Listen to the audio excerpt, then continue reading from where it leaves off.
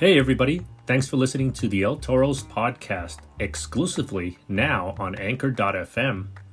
If you haven't heard about Anchor, it's the easiest way to make a podcast. Here, let me explain. It's free. There's creation tools that allow you to record and edit your podcast right from your phone or computer.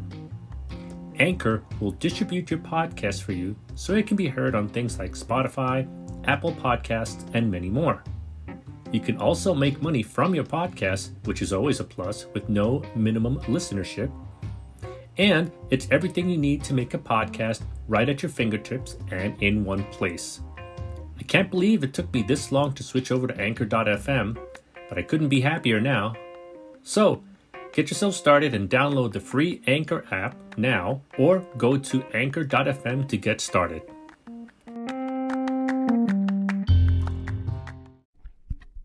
Hey everybody, how's it going? Welcome back to a special edition of El Toro's podcast on the El Toro Podcast Network, exclusively on SoundCloud. And for those of you who are registered and signed up, you'll be getting notifications immediately on SoundCloud for the latest podcasts. And if you've already subscribed on iTunes and Google Play, you all know that you'll be getting the episodes as they are available and get automatically downloaded to your device of choice. So let's get started. The reason this is a special edition of the podcast is normally you guys hear every Wednesday around noon Eastern Standard Time the Capital Wrestling Podcast, which is exclusively only available on the El Toro's Podcast Network. With SummerSlam having taken place here in Brooklyn, New York this past weekend, TakeOver and SummerSlam, I figured it would be a good thing to just talk about the results of the TakeOver Brooklyn, which was on August 19th at the Barclays Center, and then talk a little bit about the SummerSlam in Brooklyn at the Barclays Center on the 20th, which was yesterday, and what my thoughts were of the matches and how I rate the matches and the pay-per-views in general. So how about we get started with that? So, you know my love for NXT. It is huge. I love what they're doing with the product. I love how NXT has more viewers than a typical pay-per-view, a Monday Night Raw, or a Smackdown live event. NXT has been constantly kicking ass with their product, and I'm very proud to see how far they've come. So, with that being said, let's discuss the TakeOver NXT pay-per-view that took place on Saturday. The first match of the evening was Johnny Gargano versus Andrade Cianamas with Selena Vega. It could have gone either way. I was kind of rooting for Cianamas because it's about time that he actually starts getting the recognition and the stardom that he deserves. Most of you know from my previous podcast that I've mentioned that Andrade Cianamas used to be La Sombra in the independent scene, in the CMLL and the Lucha Libre scene.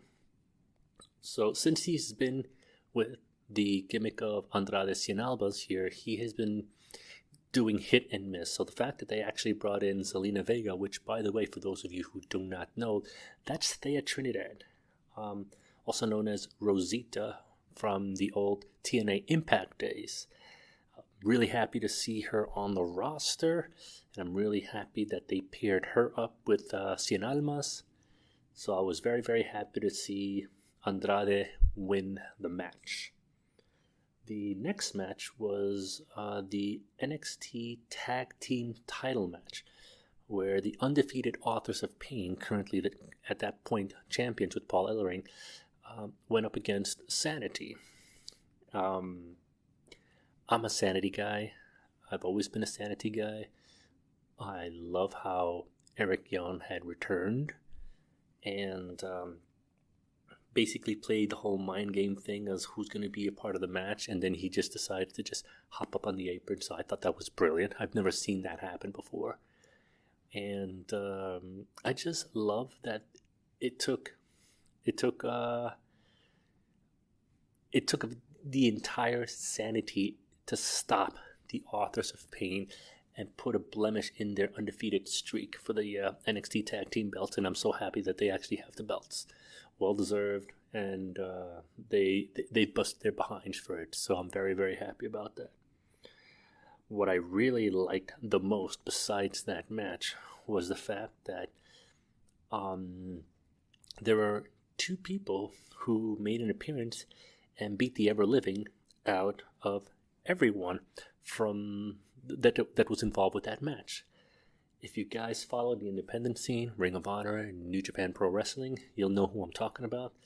They were not referred to them as this, but they were known on the independent circuit as the Redragon. They appeared, Bobby Fish and Kyle O'Reilly, and they executed their finishing move, chasing the dragon on Eric Young, and laid waste to everybody. So it is exciting to see them as part of NXT, and I can't wait to see what comes up next with those guys. I was really looking forward to this next match, Hideo Itami versus Aleister Black. Two heavy kickers and heavy hitters. The match was amazing. And the fact that it was like in the middle of that NXT TakeOver pay-per-view I think it worked out really, really well. That match was championship caliber, and I hope to see a couple more matches with them. But I love Aleister Black. I love Hideo Itami. It could have gone either way. I'm happy with the result. It was great. It was an awesome match. That match, out of all of the matches, I think would have to be at least a 5-star match. The next match, Asuka, current NXT Women's Champion, versus the challenger Ember Moon. And I love them both, and but you all know my love for Asuka. I've been following her during her days as Kana back in the independent circuit. So I was really excited to have seen that NXT had signed her under the name of Asuka. And I just love the way she has transitioned into like a favorite heel. It's amazing, and I'm very proud of the work that she's doing right now. I'm very proud of her undefeated accomplishments right now. I really hope that the WWE continues to play her as being undefeated and just have her relinquish the belt when she goes onto the main roster. Pretty much very similar to how Paige did it. The only difference is that she would actually be the longest reigning NXT Women's Champion, and no one will have been able to defeat her in the NXT. So I think they really need to play it, and they really need to do it that way. I don't anticipate Asuka coming to the main roster soon, but I've been wrong before. So we'll see what happens. The final match in the evening was the NXT Championship match, where Bobby Roode went up against Drew McIntyre for the title. Bobby Roode is champion at this point here. The match went back and forth. I kind of wish it could have gone a little bit better. I did not realize just how... Bobby Roode's a big guy, but he was tiny when he was in front of Drew McIntyre. It was crazy.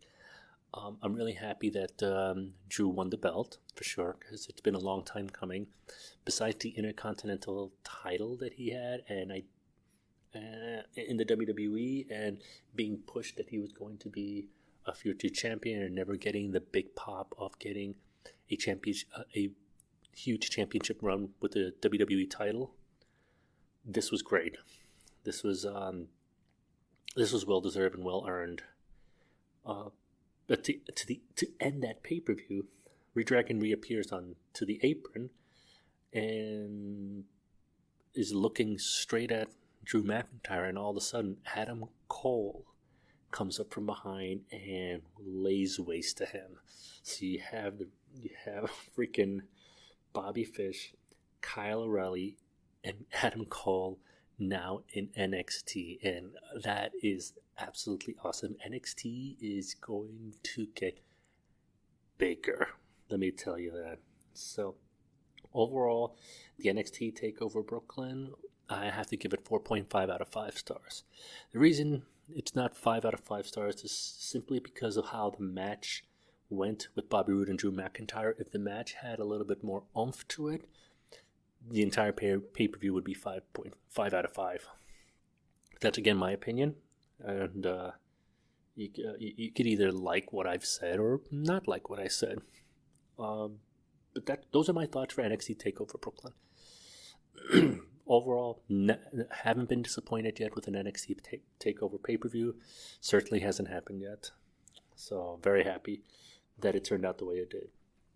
But now let's go on to SummerSlam in Brooklyn in the Barclays Center, August the 20th, 2017. Okay? So we have the kickoff show where The Miz and the Miztourage with Maurice goes up against the Hardy Boys and Jason Jordan. And lately, the way things have been working with the Hardy Boys, they've been losing a lot of the matches since their return. So I sort of expected them to lose against the Miztourage, but I was a little hopeful now that they're trying to push Jason Jordan as Kurt Angle's son. But The Miz and the Miztourage won the match. Was it a good match? Yeah, it was a good back and forth match. It could have been a little bit better. I personally would have loved to have seen the Intercontinental title defended at SummerSlam, so I'm a little upset about that. I think The Miz is too, but what do I know? I think he actually really wanted to defend the belt at SummerSlam. I wouldn't have cared if it was on the kickoff show or if it was on the main pay-per-view, especially since the main pay-per-view was actually 4 hours from 7 to 11, but whatever, I digress.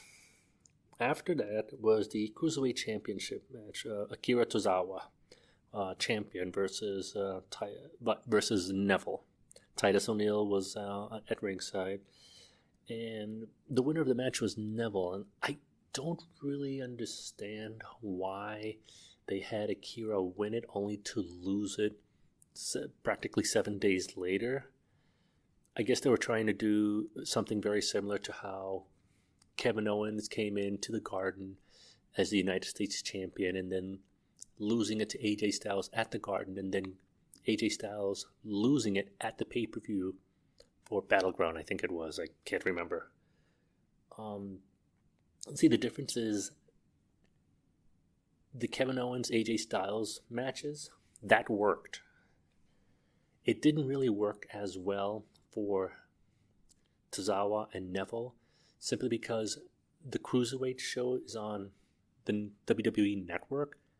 So unless you're really following the storyline on the WWE Network, you really don't seem to fail to understand how the storyline got built up. So you saw Tozawa win on Monday Night Raw, but you didn't see the build-up if you weren't following the WWE Network on 205 Live. And then you see him lose it at the kickoff show. So I was disappointed in that match. Would have liked to have seen Tozawa hold on to the belt for a little longer, but that's just a personal preference of mine. Let's see, what else was going on in the kickoff show? Elias Samson, as he was known in NXT, is singing. So, whoopee fucking do. I mean, yay. They needed something to fill in the gap in between, but it would have been nice if there was a cheap pop for one of the wrestlers, maybe, I don't know, the Brooklyn Brawler or Mick Foley or somebody coming out and just knocking him down and getting a pop. That would have been really cool. But they just had him he sang 2 songs, berating Brooklyn, and that was the end of that.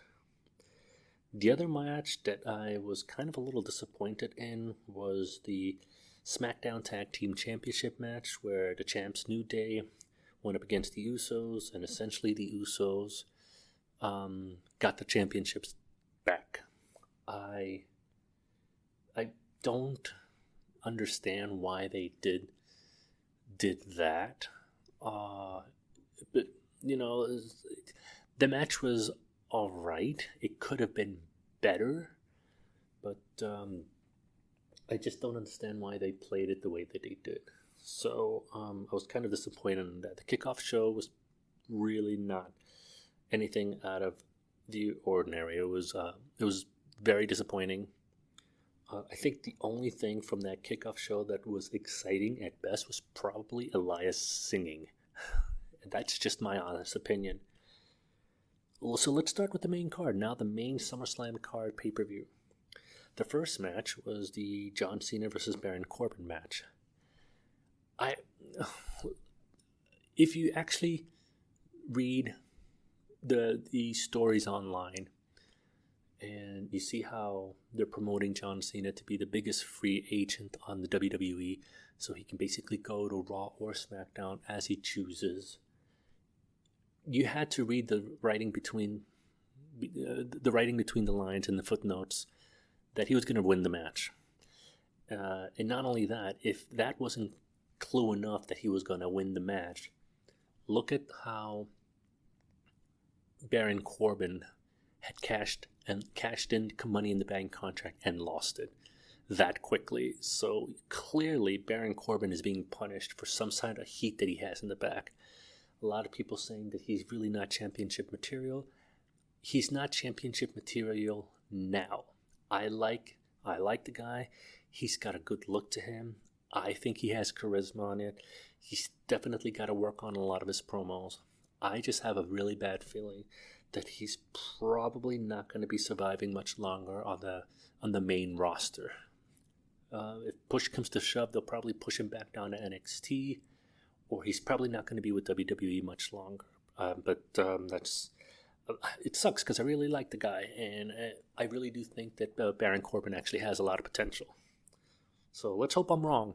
Let's hope that he gets some sort of a push, maybe to the U.S. title or something of the sort, or they pair him up with someone to tag team and possibly go for the tag team championship. I mean, hey, something's better than nothing. You know what I mean? The next match I was actually looking forward to seeing was the SmackDown Women's Championship, Naomi Champion versus Natalya, with the possibility of Carmella cashing in her Money in the Bank contract this evening. Carmella was definitely hyping it up. She got a huge pop at the Barclays Center on the kickoff show when she came out to the kickoff show panel. But she did not cash in Money in the Bank last night. I'm really happy that Natalya actually won the championship. It's been a long time coming. This is her second reign as a WWE champion. And it's about time that they actually gave the belt to her. She's such an inspiration in the locker room to a lot of the women wrestlers. She's a freaking dynasty from training in the dungeon with the Hart family and being the daughter of freaking Jim the Anvil Neidhart, man. She is definitely royalty. So I'm very, very happy and very, very proud Natalya's got the SmackDown Women's Championship belt around her waist now. She's definitely earned it all these years. So the next matchup was Big Cass versus The Big Show, with Enzo Amore being locked up in a shark cage match. If you've been also paying attention to a lot of the wrestling news that are out there, you know that Enzo Amore has been getting a lot of backstage heat for a lot of the stuff, a lot of the cockiness that has been going on backstage. So this was sort of like a way, I think, the reason he was in a shark cage is sort of as punishment,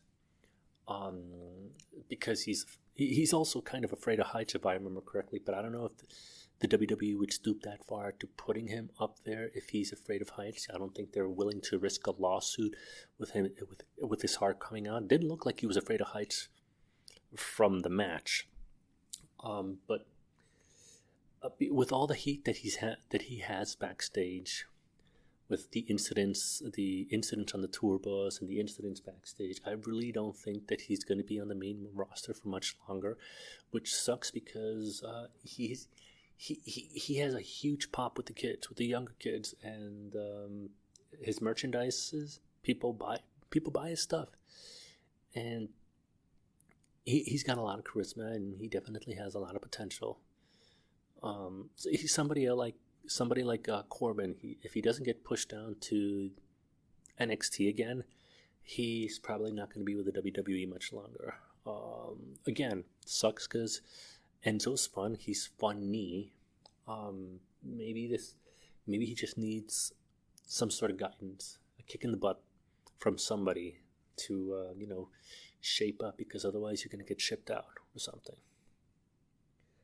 The next match was probably the biggest disappointment in the entire SummerSlam pay-per-view. It was Randy Orton versus Rusev. I loved how they built it up. I love the stories that were going back and forth between the two of them. I hated the fact that it was a total squash match. The second the bell rang, Orton hits the RKO out of nowhere. 1, 2, 3, boom. It's sad that Rusev is not getting the push that he really deserves, and he's an outstanding athlete. He's a great person. And he's got this amazing charisma. So I don't know why they made him lose that quickly to Randy. Don't get me wrong, I love Randy Orton too. Randy is a great guy too. He's a terrific wrestler. But I just don't understand the squash match. I really don't. Maybe to prove that to everyone out there that the RKO can come out of nowhere, and it could be the fastest 3-second match. 1, 2, 3. So I really don't know. It was I get the squash match between the first return meeting of Goldberg versus Lesnar. That made absolutely sense. Especially the second time that they met up, which was at the Royal Rumble. But this didn't make sense. It really didn't make sense. The next match was the Raw Women's Championship match. Alexa Bliss champion versus Sasha Banks. Now, it could have gone either way. I love both of the women. They are incredible athletes. They're outstanding performers. They have a huge amount of charisma. They have great technical ability in the ring. So I was rooting for either or. So congratulations on Sasha. The thing that I liked most about this, not even the match itself, because if any of you already know this, if you don't know this already, excuse me, there really is backstage heat with Bliss and Banks. They really do not like each other, period. But as you can see, you wouldn't be able to tell that because they actually keep everything so professional in the ring and professional in the promos and whatnot. So, but they keep their work for their work and everything outside to keep it outside.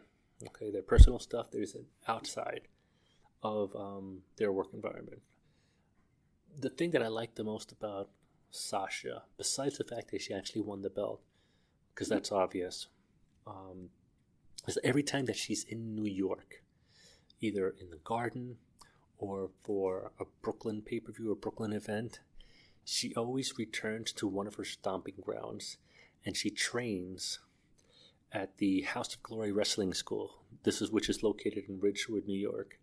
So I think it's awesome. Every time she's here, she hits the HOG school, and she hangs out with the wrestlers there. She takes time to give them pointers, talk to them about the business, and she trains for her pay-per-views that she's going to be attending or her house shows that she's going to be attending here in New York. And it happens without fail. And whenever they're in New York, she takes a drive, she takes a stop out to the House of Glory the wrestling school, sorry. So, by the way, shouts out to everyone at the House of Glory, and shouts out to the Amazing Red. So the next match of the evening was the Bray Wyatt versus the Demon King Finn Balor. Now, I had been looking forward to this match ever since Bray Wyatt came back to the Raw roster, and Balor had returned. and it didn't disappoint. It definitely had what I was hoping for, which was a lot of the mind games, and the arena's going dark, and it was just great. And the match was pretty damn good, so I liked that. And it was also very good, finally, to see Balor win as well. The Raw Tag Team title matches, Sheamus and Cesaro champions versus Rollins and Dean Ambrose. So right off the bat, I knew that these guys were going to win, Rollins and Ambrose. The reunion of two of the three members of the Shield. I wouldn't put it past them if they actually decided to bring Roman Reigns into the mix, since he has been losing a lot of the matches lately. Not all of them, but most of them. And this would be a perfect excuse to actually push one of the belts onto Roman, so that they each have belts, but that's something that would make sense. And every time they try to do something with Roman Reigns, it never seems to make any sense. And I feel bad for the guy, because the guy's an excellent wrestler. He's a great charismatic performer, and I just hate the fact that he's starting to get a little bit more of like the John Cena of the modern era. Like, everyone either loves Cena or hates Cena. They'll either cheese Cena or they boo Cena. And that's how it's going right now with Roman Reigns. The difference is Cena was able to slowly gain more people throughout the years with his experience. And I just feel that they may need to tone things down with what they're trying to push down everyone's throats when it comes to Roman Reigns. And I think the WWE is pushing Roman Reigns in everybody's throats a little too forcefully. If they actually did it a little bit better than that, Roman would get pops. I quite honestly think that they're trying to make him be the next Stone Cold Steve Austin, and it's not going to happen. It's not going to happen. Not in the way that they're doing it. But I digress. You have the United States Championship match, where you have AJ Styles, the champion, going up against Kevin Owens with the special guest referee Shane McMahon. It was a great match, going back and forth. Shane got involved twice, but it got involved twice on equal terms, one on each, when AJ and Kevin touched Shane. So he basically touched him back. But it was down the ring. There was no doubt who the winner of the match was going to be at the end, with the phenomenal forearm and the Styles Clash. And AJ Styles retains his U.S. title. The next match was a little bit of a disappointment for me, but I kind of see where they were going with it. Jinder Mahal versus Shinsuke Nakamura for the WWE Championship. The Singh brothers got involved, and once they got involved, Nakamura's lost the match pretty much. And I think the way they're actually showing it is that the only way Nakamura could have actually lost a match, this was his first loss on the main roster. And the only way Nakamura could lose is if there was outside interference, which is exactly what happened. So I was really upset that he lost the match. But now that I'm thinking about it, I think this is going to be an opportunity for Shinsuke to work his way to earn another shot against Mahal, and maybe find a loophole on making sure that there's no outside interference. So that would be nice to see. But yeah, the only way you were going to ever beat Nakamura was with outside interference. So now that I'm actually saying it more out loud, it's making a little bit sense what's going to happen next. And now the final match of the evening, the Universal Championship match, where Brock Lesnar, the champion, versus Braun Strowman versus Roman Reigns versus Samoa Joe. Fatal 4-way match. First person to score a pin or a submission wins the match. So if I haven't made it clear before, I'll make it very clear right now. I don't like Brock Lesnar. I think he's an asshole. I think he's a condescending prick. I hate his guts, and I really despise the deal that he has right now with the WWE, where he can show up whenever he wants to, which sucks for the Universal title, because the Universal title right now has become a joke, because he's never around. The Universal champion should be around to defend the title, and should be around to make an appearance. I'm still a little old school with that. I'll always be old school like that, and very, very upset that he's still the champion. But I'll have to say that the match was great. It showcased one person in particular, Braun Strowman, and how powerful and how practically unstoppable he is. So I'm really hoping to see that they take Strowman, put him up against Lesnar on a one-on-one match, because I would be very, very excited to see what happens with that. So my thoughts on the SummerSlam pay-per-view, I give it a 3 out of 5 stars. It could have been much better. It was definitely entertaining. I think what really made the thing 3 stars out of 5 was the the Universal Championship match and the Bliss Banks match and the tag team Raw match and AJ Styles and Kevin Owens match. Other than that, everything else was eh. I liked Shinsuke Nakamura and his match. I just didn't like the result at the end. But that's my 2 cents with the pay-per-views that took place. So keep following me, guys. You can follow me on Instagram, on Facebook, Twitter, and of course on SoundCloud. And keep your eyes out for the next podcast, the next episode of Capital Wrestling, which will be released on Wednesday at 12 p.m. Eastern Standard Time. So that's it for me for today, guys. Please be safe. I'll talk to you all soon.